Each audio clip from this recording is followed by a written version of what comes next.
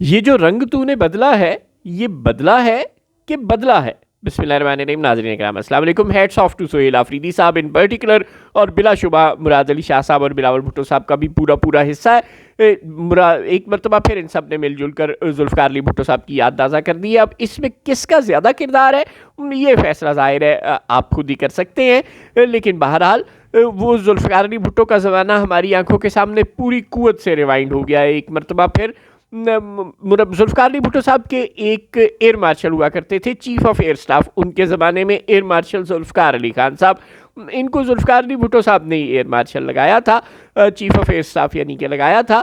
اور یہ جب حمود الرحمن کمیشن رپورٹ ابھی تیار ہو رہی تھی تو ضیاء الحق کو آرمی چیف لگا دیا گیا تھا. انہوں نے ذوالفقار علی بھٹو کے کان میں اٹھتے بیٹھتے کہنا شروع کر دیا کہ یا تو اس کو کمیشن کو تحلیل کر دیا جائے، یا پھر یہ رپورٹ اگر شائع ہو بھی جائے تو کم از کم پبلک بالکل نہ کی جائے.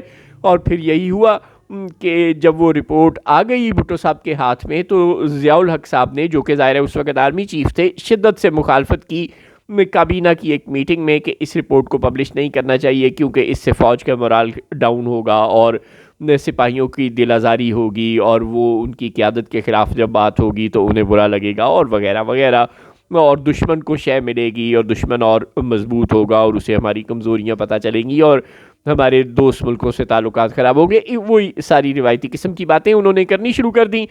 جب باری چیف آف نیول سٹاف کی آئی تو انہوں نے کہا جی مجھے تو کوئی اس میں برائی نہیں نظر آتی، آپ کر دیں تو ٹھیک ہے، لیکن اگر آپ نہیں کرنا چاہتے اور چیف آف آرمی سٹاف کے تحفظات ہیں اور آپ نہ کرنا چاہیں تو ٹھیک ہے، نہ کریں. جب باری چیف آف ایئر سٹاف کی آئی تو انہوں نے پوری قوت سے ایڈووکیٹ کیا کابینہ کے اجلاس میں، ذوالفقار علی بھٹو کی کابینہ کے اجلاس میں، کہ نہیں، اس رپورٹ کو بالکل پبلش کرنا چاہیے کیونکہ ہم نے اپنے ملک کا آدھا حصہ کھویا ہے اور اگر ہم مزید نقصان سے بچنا چاہتے ہیں تو ہمیں اس رپورٹ کو پبلش کر دینا چاہیے تاکہ آئندہ کسی کو یہ حرکت کرنے کی جرت نہ ہو، بلکہ نہ صرف یہ کہ اس پر کو پبلش کرنا چاہیے، اس پر عمل درآمد کرنا چاہیے. Chief of air staff air marshal Zulfiqar Ali Khan نے کہا کہ اس رپورٹ کا پبلش ہونا ناگزیر ہے پاکستان کی بہتری کے لیے اور اس کے مستقبل کے لیے، اور جتنے جرنیل ہوں، چاہے وہ ایئر فورس کے لوگ ہوں، چاہے وہ نیوی کے لوگ ہوں، چاہے وہ سیاستدان ہوں، چاہے وہ بیوروکریٹ ہوں، چاہے وہ کوئی بھی شخص ہو، وہ جو بھی ملوث ہے سانحہ مشرقی پاکستان میں، ان سب کرداروں کو کیفر کردار تک پہنچانا چاہیے، ان کو سزائیں ملنی چاہیے.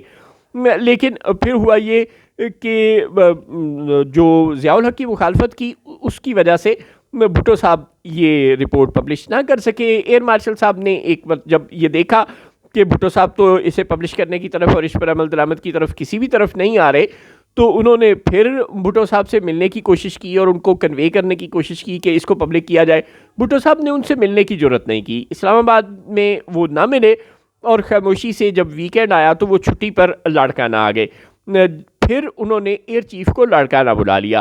Year chief air marshal Zulfiqar مرحوم اپنی جو ایک آٹو بایوگرافیکل انٹرویو تھا، کوئی بایوپک ٹائپ چیز تھی، انہوں نے ایک صحافی کو انٹرویو دیا تھا. اس شائع شدہ انٹرویو میں وہ بتاتے ہیں کہ جب میں ذوالفقار علی بھٹو صاحب کے گھر پہنچا لاڑکانہ میں تو وہ اپنے باغ میں چہل قدمی کر رہے تھے، تو انہوں نے مجھے بھی وہیں بلوا لیا اور وہاں ہم نے آدھا گھنٹہ کے قریب اس موضوع پر تفصیلی گفتگو کی.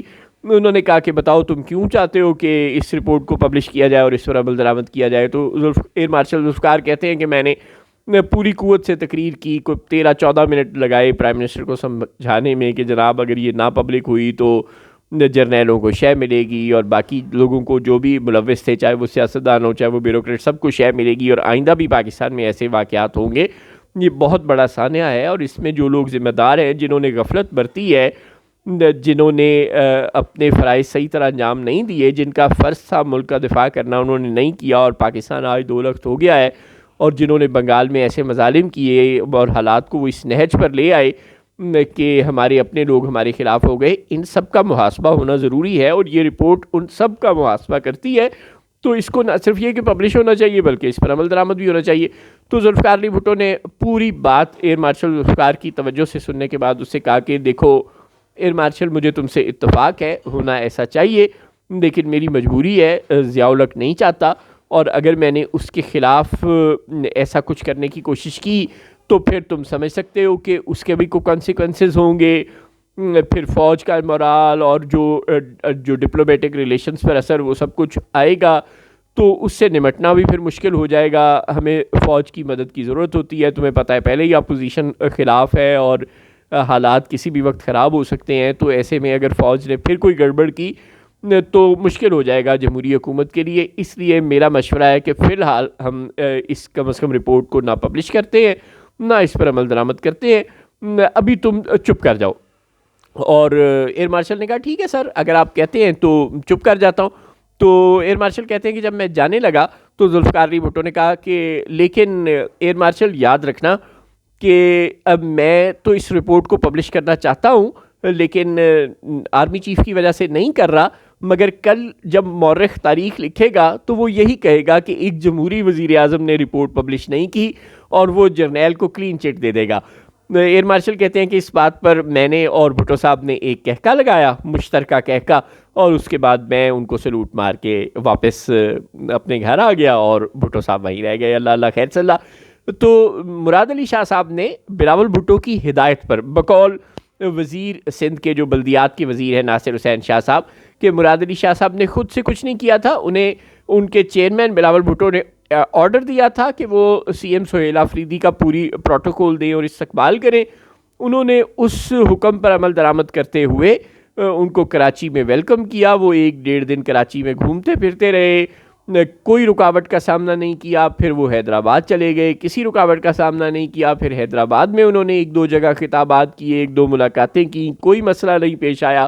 پھر جب وہ واپس آنے لگے تو تب تک کوئی غیبی قوت مبینہ طور پر حرکت میں آ چکی تھی اور جس نے وہ سارا جو پلان تھا وہ چوپٹ کر دیا.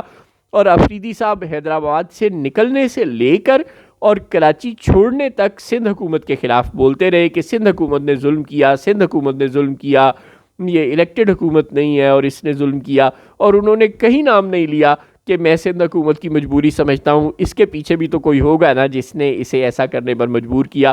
آخر اگر سندھ حکومت نے اچھی طرح دورہ شروع کروایا تھا تو پھر درمیان میں اچانک اسے کیا ہو گیا؟ وہ پاگل تو نہیں ہو گئی؟ ظاہر ہے کوئی مجبوری تو اس کی بھی ہوگی. لیکن جس طرح بھٹو صاحب نے اشارہ کیا تھا اور ایئر مارشل ذوالفقار کو بتایا تھا کہ کل جب مورخ تاریخ لکھ رہا ہوگا تو سارا الزام منتخب وزیر اعظم پر ڈالے گا اور یہ کوئی نہیں لکھے گا کہ اس نے آرمی چیف کے دباؤ پر اس رپورٹ کو پبلش نہیں کیا تھا. بین ہی آفریدی صاحب نے بھی اپنا سارا غصہ مراد علی شاہ پر نکالا ہے اور پیپلز پارٹی پر نکالا ہے کہ اس نے غیر جمہوری حرکتیں کی ہیں، اور انہوں نے اس بات کا کوئی تذکرہ نہیں کیا کہ مراد علی شاہ بیچارے پر نہ جانے کتنا دباؤ ہوگا اور اسے اہل قوت نے کس حد تک مجبور کر دیا ہوگا کہ انہوں نے یہ سب کچھ کیا.